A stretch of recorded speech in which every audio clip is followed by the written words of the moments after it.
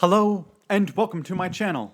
My name is Jonathan Cohn, and today I have a book review of the book Partials by Dan Wells, the first book in the Partials sequence, or the Partials trilogy.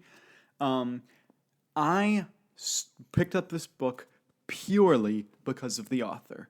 And I'm sorry that there's a little residue from a sticker on there. I can't get that off without destroying the book. I picked this up because of Dan Wells. I first heard about Dan Wells from the podcast that he did with Brandon Sanderson, Intentionally Blank. Well, technically not the first place I heard about him, because I read his introduction to Elantris, the 10th anniversary edition, as well as saw him in a few other places. But I really got to be a fan of his during the Intentionally Blank podcast. I actually got to meet him twice at conventions, and one of the times I actually got to interview him, which is on the channel. You just look up the interviews with Dan Wells, and you'll see that. And then I've also read several of his books that I've loved, particularly his adult books. I read his books, I Am Not a Serial Killer, which I really enjoyed, Mr. Monster, which I loved, I Don't Want to Kill You, which was really, really good, and then Extreme Makeover, which I enjoyed, but my goodness, is this a messed up book. And then Ghost Station, which is more of like a thriller than a horror novel, which I really enjoyed. So I read those books, but most of the rest of Dan Wells' work has been in the YA genre, and I'm not the biggest YA fan, so I only pick it up for authors that I'm a big fan of, and Dan Wells is one of them. So I picked up Partials, not knowing anything about it, really, and I really enjoyed it. I had a blast reading this. Certainly there were a few things I didn't like or could have changed, but man, is this an entertaining read. So one of the things that makes this book so interesting is it has such a focus on science. To give the briefest of synopsis, because this is a complex story, is the humanity created the partials to fight a war for us. These partials, which were genetically created beings, robot, alien type things, these partials turned against us, and so we had the partial war, which knocked out like 99.9% of humanity. And so, in doing that, they also left a virus, an RM virus, in humanity that means that we really can't have babies. All babies die after about 2 to 3 days. And so the whole point of the book is our main character. She is trying. Her name is Kira, and she is trying to fix the problem of the RM virus, and she's trying to save humanity, basically.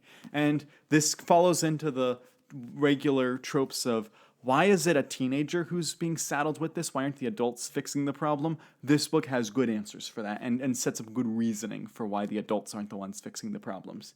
And so she and a group of her friends and close associates end up trying to find a way to stop the virus and try to create a cure so that humanity can have more babies before its time runs out. And the book is just a thrill ride throughout. I was hooked. I really wanted to know what happened, and this was the type of book where I just stayed in my chair and just kept reading and just kept reading and just kept reading, and got frustrated anytime I would stop to do something else. I was like, no, I need to go back and finish reading. So that meant that I really wanted to finish the book, which is a good sign. But I also really enjoyed the characterization in the book. I really enjoyed the plot and some of the themes. Now, this book gets a little dark, as some YA books. Some YA books get dark. They're meant for teenagers, but this book gets particularly dark in that the fact that, all babies die after 3 days, and she serves as a nurse for part of the book, and so you kind of see that a little bit. It's not too much dwelt upon, but it's there. And then there's also the idea of, they require women to get pregnant to try to find a way to have a baby that might survive. And so at age of 18, all the women have to get pregnant, and so it deals with those themes of forced pregnancies. It deals with the themes of freedom versus control and tyranny, which a lot of YA deals with. It also deals with the ideas of protecting life, of saying we not only want to protect a life, an individual's life, but we want to try to protect all the life that we can. And so I thought that those ideas were really fascinating. I sometimes disagree with Dan Wells on his political views, and I don't even agree with everything in this book, but the way he delved into it, the way he told it as a story and dealt with the themes, I thought were fantastic. I also really enjoyed the twists in this book. This book doesn't necessarily, I don't know how to describe it other than saying you wouldn't think there'd be twists this big, like shocking moments that just, blow your mind, but there are. There are some big, shocking moments that will blow your mind in this book, particularly in chapter 32.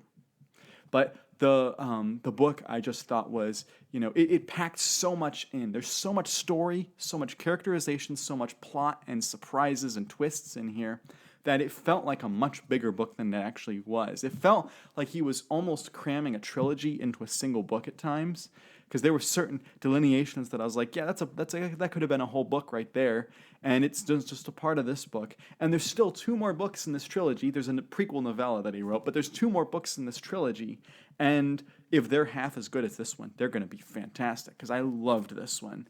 But there's so much in here that I was just like, oh my goodness, that's the big twist. Oh my goodness, that's the big twist. Oh my goodness. And so I thought that Dan Wells did an excellent job of doing that, keeping me on my toes. I did not predict everything in this book. I was wrong about a lot of stuff. In fact, I even started making predictions. I think this character is really a part of this group, and I was totally wrong. But it was such an enjoyable book, and it also deals with otherisms, like portraying people as part of another group that a lot of YA tends to do really well. I'm thinking The Hunger Games, in particular, did this well, and this book does it very well as well. So I have book 2 and 3, and I intend to read them sometime this year, hopefully soon, because I loved this book. I would give it a 9.5 out of 10. Really solid book. One of the best YAs I've read in a while. Certainly a top book of the year. I absolutely loved reading this book. I thought it was terrific. When I was describing it to my parents, they were a little disturbed by it, but they'd be disturbed by most YA books.